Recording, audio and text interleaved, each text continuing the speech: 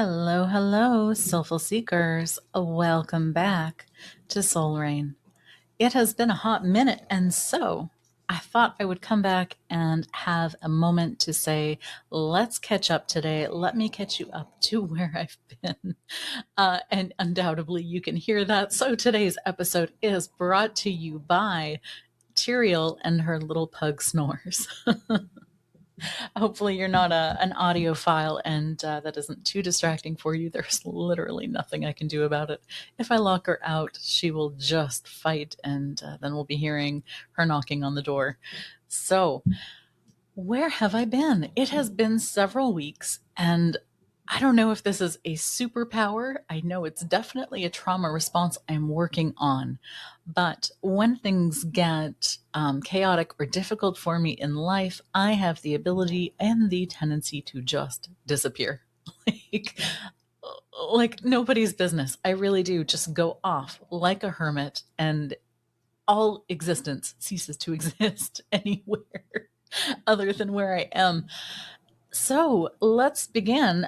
Where have I been? So I got a little bit quieter. Some of you may have noticed around September, October, because I started to make some big changes. And that was very, very exciting. You already know that I started to begin to study and work under Rania Fraser for overcoming narcissistic abuse, becoming an expert coach, and of course, integrating in trauma informed hypnotherapy. That was a big journey, and that is now complete. When I say that was a big journey, let me show you what I mean. This is the big journey I'm talking about. Each sheet is double-sided, so it has absolutely been a journey. I've learned so many incredible techniques. I love her protocol, the way that it all works out in the end, and the journeys that I get to help people now go through. So, people who've overcome narcissistic abuse or need help overcoming because maybe the relationship ended, and you might be realizing that there's a bigger pattern that's been happening over a longer amount of time.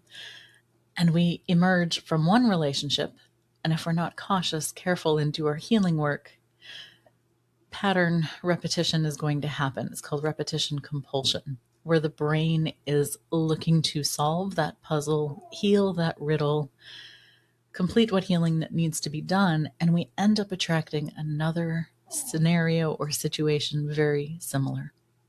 Now, for some of us, we were raised in narcissistic environments. For others, we attracted those relationships as we begin to grow. Perhaps it was a mentor, an early childhood educator, someone who was foundational in life.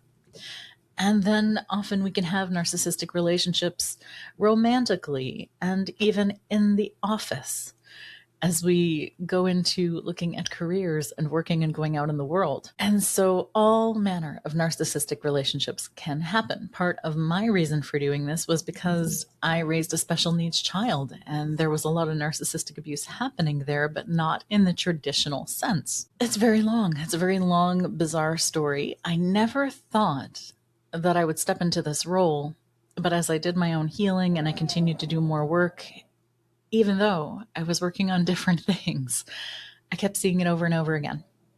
The empaths, the spiritual people, the people developing intuition, they all had some similarities. And the majority of them weren't realizing that they're in narcissistic patterns and repetitions. And so they need help breaking out. And so even though I was doing all spiritual things and holistic and coach things and talking about communication, as we look at relationships, it just became more and more obvious that that was what I needed to do to help the clients that I have and to overcome this. And so now I finally have those solutions, and it's a full circle moment over here. And I'm very, very excited about that. So I got quiet because I was in full study mode, and I kind of gave y'all a bit of a heads up that that may happen. And on top of full study mode, my husband took some time off, so I got to enjoy him for about a month. And just as that started to happen, I call this an ancestral push. And I don't know if you have ever felt this. And honestly, it felt like more of a shove. But um, there have been times before when we've talked about having the experience of the spiritual 2x4.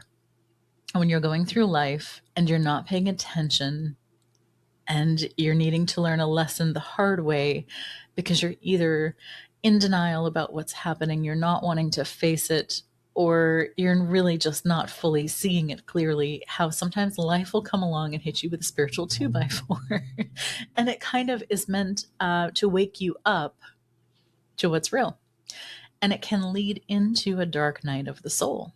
And the dark night of the soul is some of the most difficult territory that I've ever been through and that many people will ever encounter in their lives. Now, the purpose of the dark night of the soul is not because the universe or source wants you to suffer. It's because you've been in resistance to something. You've been holding on too tightly. You don't see the other options or pathways available, and you've come to a dead end, and something needs to shift, change, or grow, or be let go of. And so you basically back yourself into a spiritual corner that then becomes very physical or mental and emotional. I've been through many dark nights of the soul. And so I wouldn't call this one, but it definitely could have had the makings. In any case, what I experienced was different. Now, most of you know that I am highly intuitive and I do have psychic abilities. I don't tend to advertise it. I don't tend to use them in my daily life most of the time, unless I have a specific goal or need. And so I had a very odd moment one day while my spouse was home on his vacation.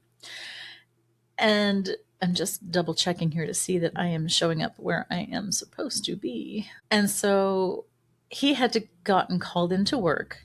And I want to say this was about a couple of days into him having time off. And I'm thinking, oh, okay, great. We've just come off like a really long weekend. And I figured, oh, I have some time to take care of some things and to focus on me. And I decided to have a shower while he was gone. And I was having a pretty good day overall, actually. And so I stepped out of the shower, I'm drying off and getting dressed. And all of a sudden, I'm aware of seeing all my loved ones around me, all my loved ones in spirit.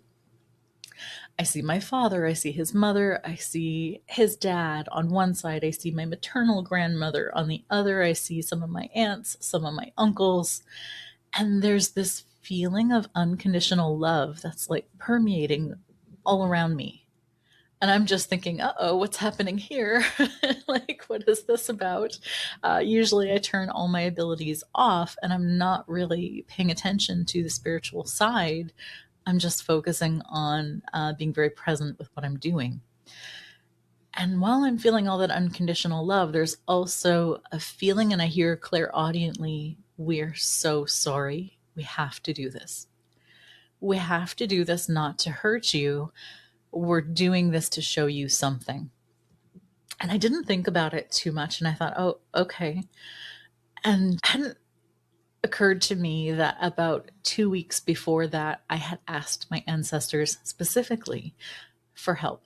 And I said, here's this problem that I'm having. Help me find the solution to this.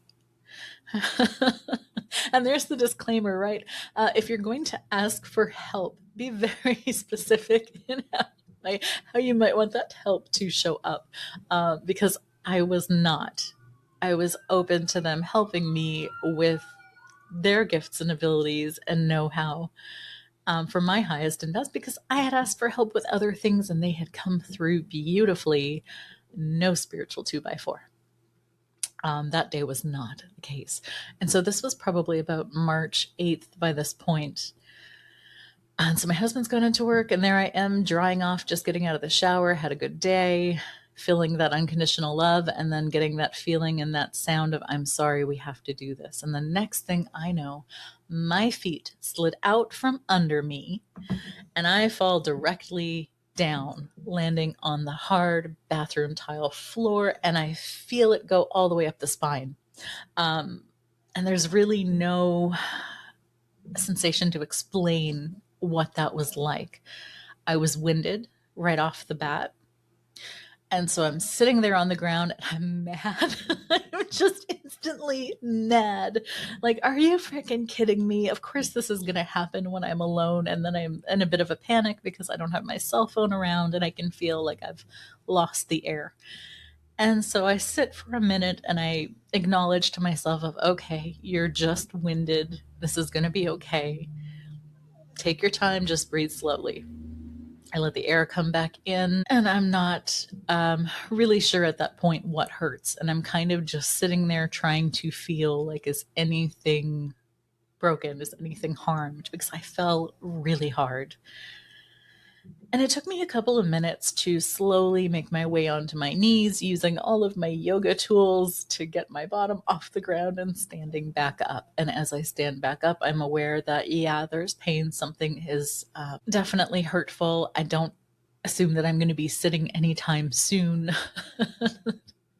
And for all intents and purposes, my body has this bizarre response anymore. My body, when it detects any kind of threat, it has now chosen to insulate me like the Stay Puft Marshmallow Woman.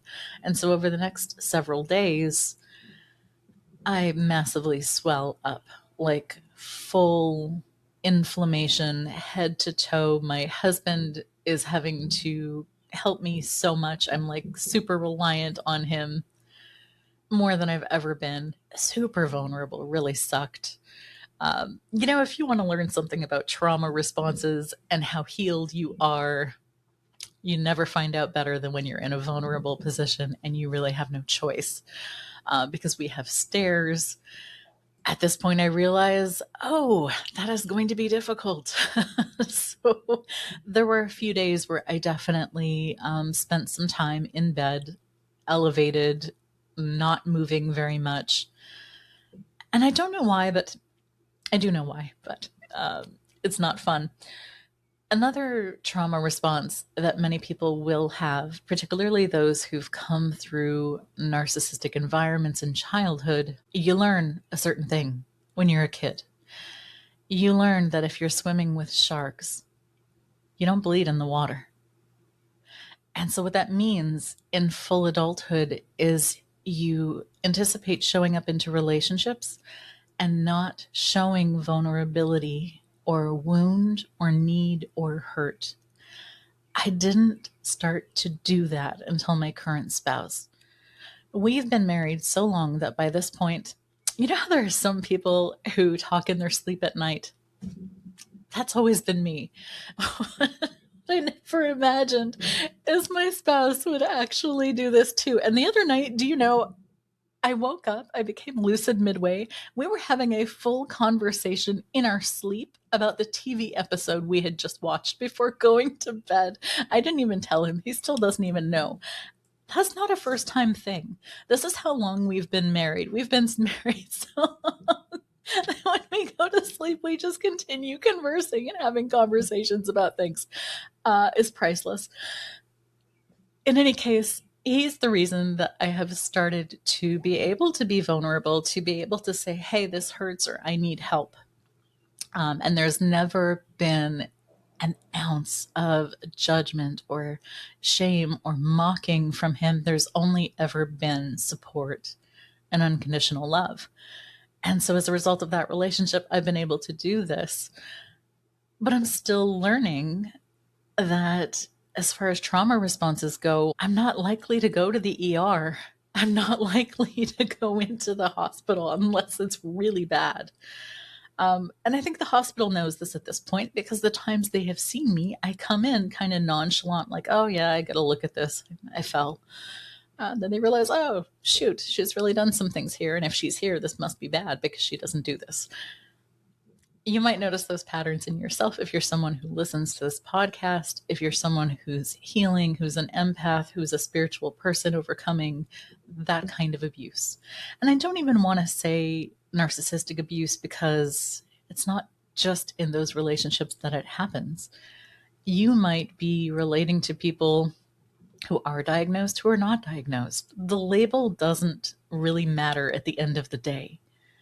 What really matters is we learn the patterns that we grew up with and we start to break them and we be the one that overcomes. That's what matters. So it took me about a week and I was full on swollen. I was trying to sit on pillows because I could not fathom sitting directly on a chair. I had elevated myself in bed. My husband was going back and forth with pillows, and essentially the poor man became my caretaker. And so after a week, inflammation started to come down, and then I started to notice pain, and it was pain that was persisting, was consistent, not going away. And I thought, oh, shoot. Dreaded the day that I have to go to the ER. And so, sure enough, St. Patrick's Day, I go in and I say, I hurt myself last week and I fell and I'm having some pain today. And we go in and they are not used to seeing me. And they know that when they do see me, I'm really not well. So they sent me for all of the scans. I think we scanned every part of this body. I now know everything in this body. And I no longer have any doubts of what there is or what there isn't. And it's just wild to me. So we go in for all the scans, and what we learn is I am not.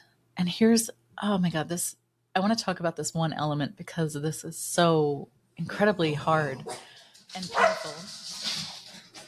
It's also very important. If you are someone who was raised in the same kind of environment that I was, and we learn not to bleed in the water where the sharks are, then there may also be something else that happens. There is a form of self-gaslighting that can happen as a form of self-protection. And so for some of us, we'll go through life saying, oh, I have a high pain tolerance. That may be true.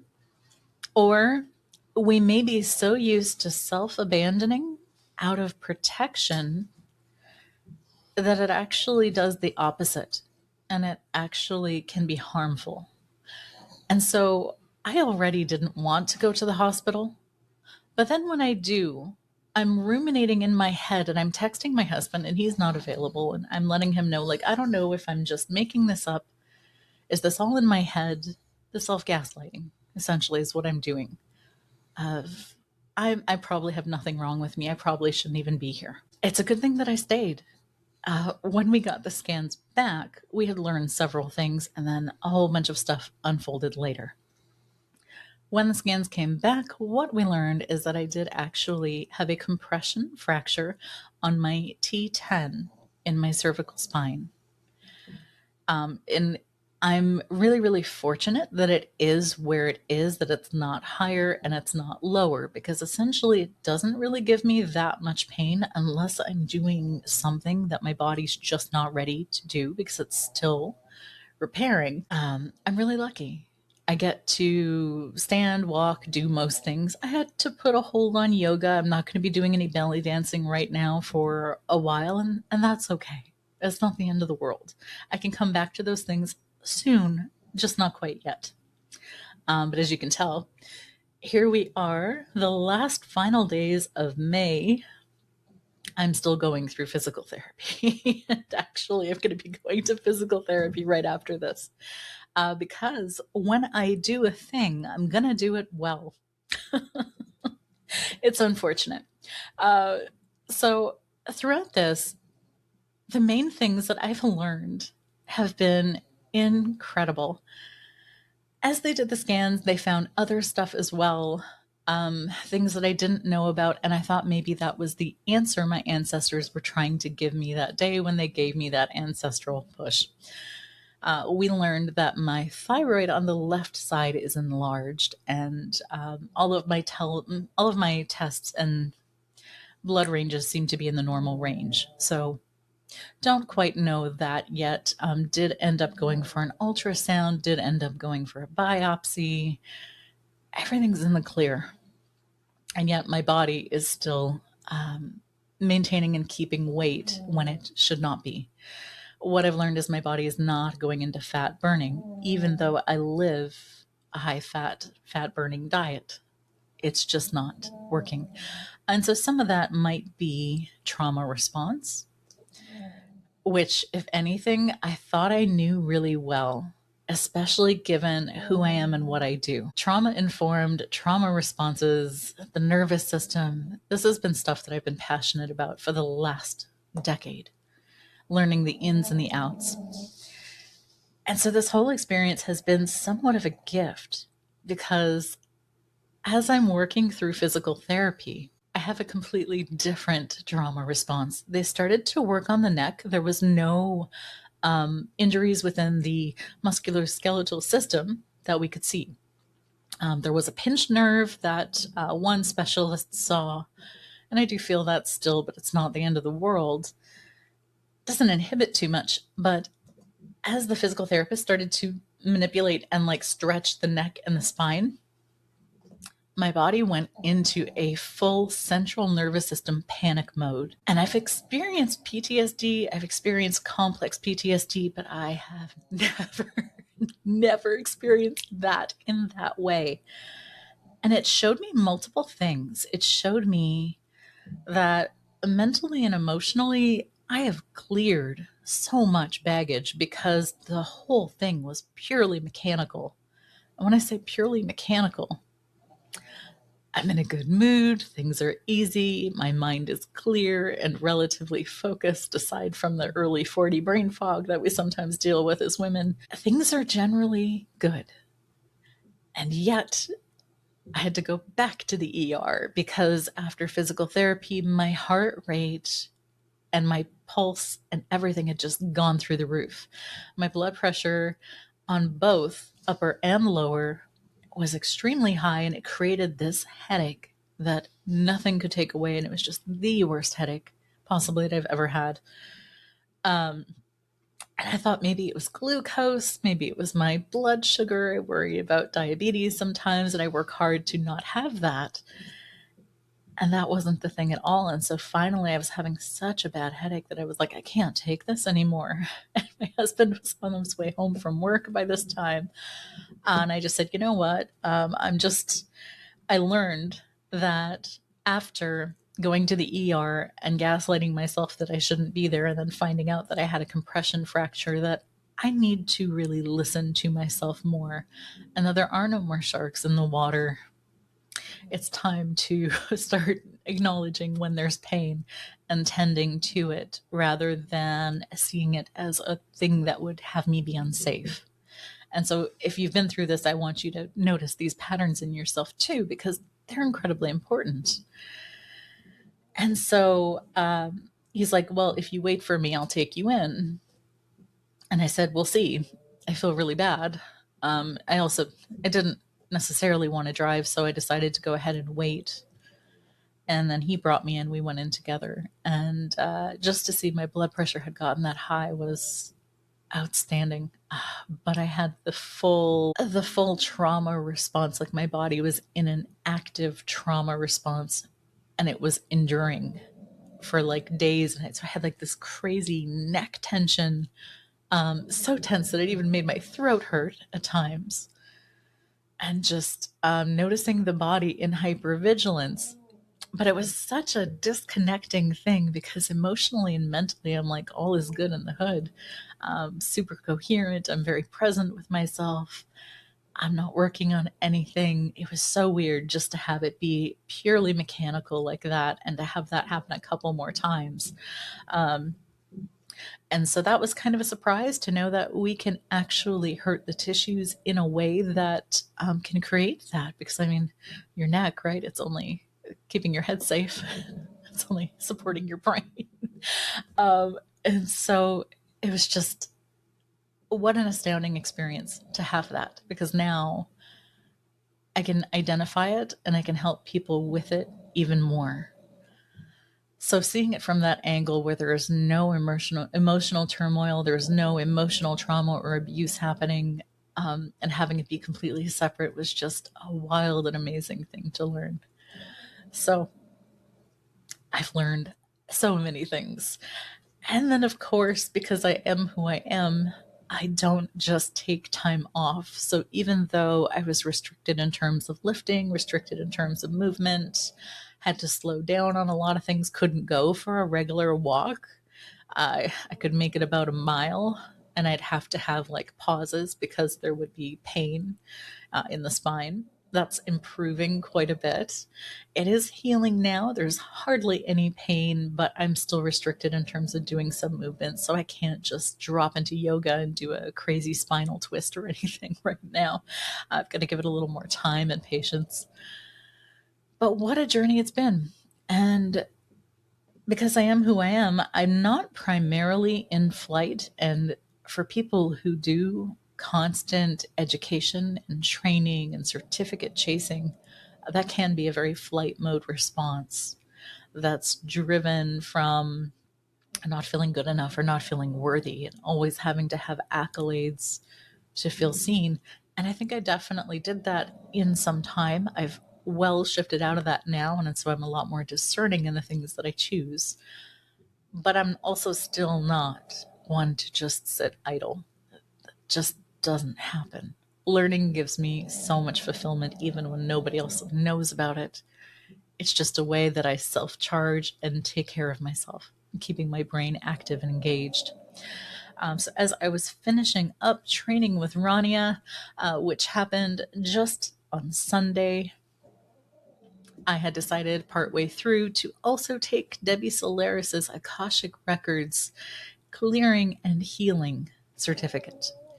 And that was several weeks as well. And wow, just when you think you can't love something more, I actually got to go deeper. And it's wild how things have been turning out. So I have started to make that available. And it's not just doing Akashic Records clearings or readings, rather. And it's not just the galactic part where we're looking at starseed origins. Now it's actually clearing energies and systems, looking at patterning and then reclaiming sovereignty. And it's just such a unique and cool process. So I've been working with that, very, very much enjoying it, starting to make that available. And as a result, I decided to go ahead and bring back readings.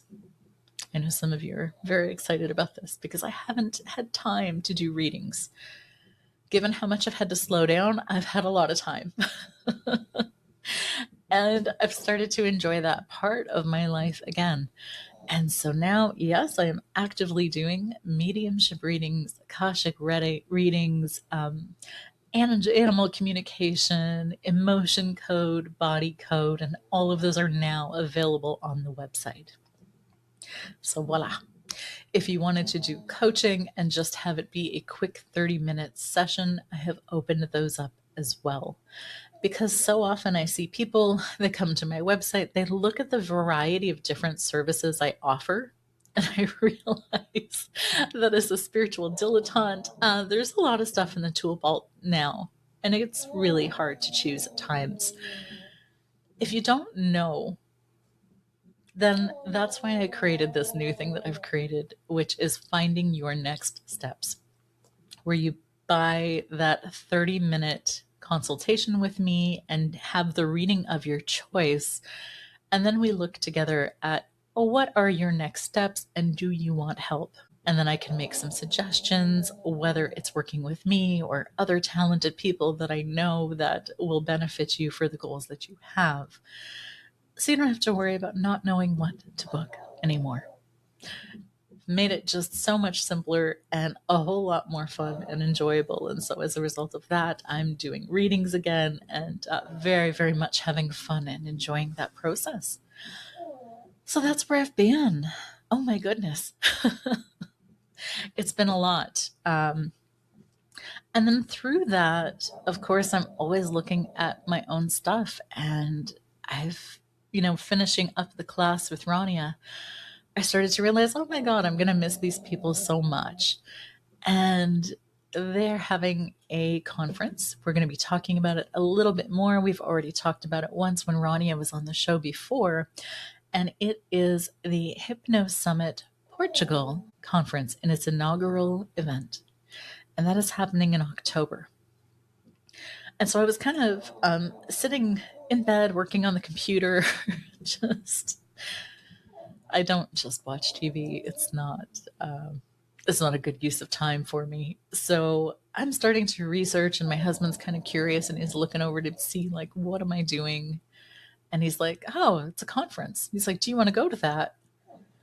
And I was thinking about it, and we have so many other goals and priorities for our finances right now that I just didn't see how it was going to be possible. I was just like, it feels like almost it would be irresponsible on one hand, and yet on the other hand, there's like developmental stuff happening that I don't want to miss out on. I would say this is a don't miss conference. And so I started thinking about it. It's like, it's not logical, but I do want to go. I do want to have this experience. And at the moment that I made the choice that I wanted it, he just looked at me and said, well, do the research. Let me know what the numbers are. We'll make it happen. And so I was just kind of giddy and thinking about that and starting to look into it. And then, of course, the next conversation I have is my mother. And my mother wants to go to Portugal. She wants to see a religious site. The Lady of Fatima is something that she's been inspired by for a very long time. And so she wants to go on this Christian pilgrimage. But at 7 years old, that's not exactly something you do alone. So when I told her, and it turns out Lisbon is like less than 2 hours away from that, we decided that we could make it a combo trip travel together. Two birds, two stones, but we'll make it a round trip. And so if you are going to be there at that conference, I will be there too. So make sure you come and say hello.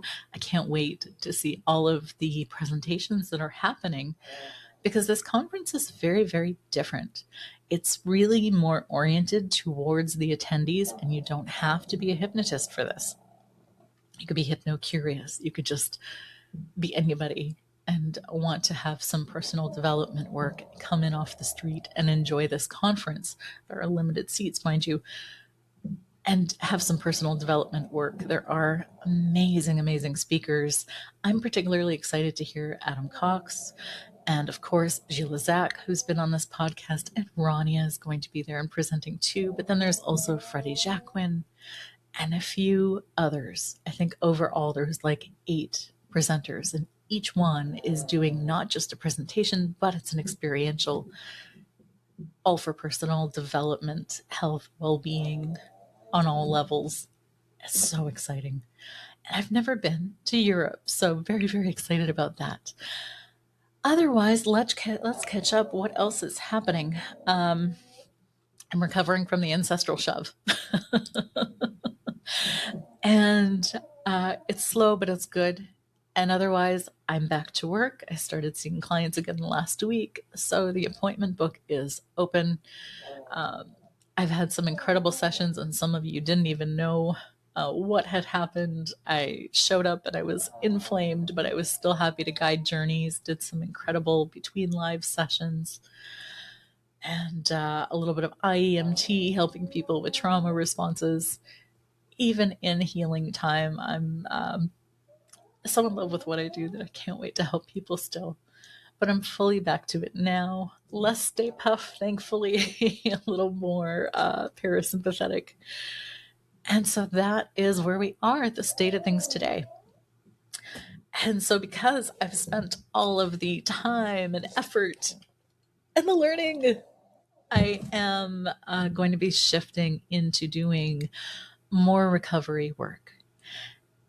And although I will be supporting a lot of people overcoming narcissistic abuse, I really hate to just label it as narcissistic abuse, because there's so many people who've gone through just equally difficult and harrowing experiences with trauma, and relational trauma specifically, and developmental trauma. I don't really necessarily want to pigeonhole it as to just overcoming a narcissist, because if you've had people on the cluster B that you've loved over time, the label doesn't matter. They might have comorbidities. They may have borderline. They may have psychopathy. And all of those things, they also take a toll. So it's not just overcoming narcissistic abuse, but rather it is overcoming and healing abuse overall, emotional, mental, financial. There's the energetic component to it. And so I'm going to be shifting to do more of that work. I will still be doing everything else, but that is going to take a big part of my attention. And so, what I'm thinking moving forward is that for this podcast, I'm still going to have the guests that you love talking about their different specialties, but I'm also hoping to have more one on one catch up time right here to be talking about some of the different topics that come up. Even just today, as I start working on case studies, I'm seeing attachment trauma. That's going to need to be something that is looked at and healed. There's additional stuff and work to be done there. There's just so much to look at, and I want to share the journey with you. So if those are things that are interested and fascinating to you, I hope you'll join me. I hope you'll send in your questions, your comments, and ask questions so that we can really get into deep answers and exploration and finding out additional means of helping people heal. So that's where I'm at. There was my exciting news, and there's where we're going next. And I just want to thank you for being so patient with me during this time. Admittedly, I am working hard on the being vulnerable part and letting people know what I'm going through rather than just going pure hermit mode and disappearing. Some of you beautiful hypno colleagues, you know who you are, who noticed I got quiet. You reached out. Thank you. If you knew that I was going through this, I want you to know that you are someone to me that I consider very, very dear and I hold close because most people did not know. And I tend to pipe down, and I'm learning to get a little bit better about that, about letting people know, hey, going through a thing. And although I'm usually the suffer in silence kind and just self-solve, I'm working at giving you guys opportunities to show up for me. So thank you if you did, if you checked in, and if we had a conversation. I appreciate you so much. And I learned so much about myself through this whole little excursion, and I'm so ready for this to be done. So, brighter days in the future. Literally, you can't get much brighter than Lisbon, Portugal. That's going to be all the sunshine, going to enjoy the beach. And we have a few months before that, so you'll be seeing some guests coming on. Our next one is going to be Melanie the Mystic. I've enjoyed her tarot readings so much that I'm hoping you enjoy her too. So she'll be a guest here coming up in a couple of days. And then we'll talk to Rania for Hypno Summit Portugal, and you can ask all of your questions about the conference, and I hope that maybe I'll see you there. Otherwise, I'm going to leave it with this. Thank you so much for your patience, your love, your support. And as always, stay happy, stay healthy, stay well, but most of all, stay inspired. Bye for now.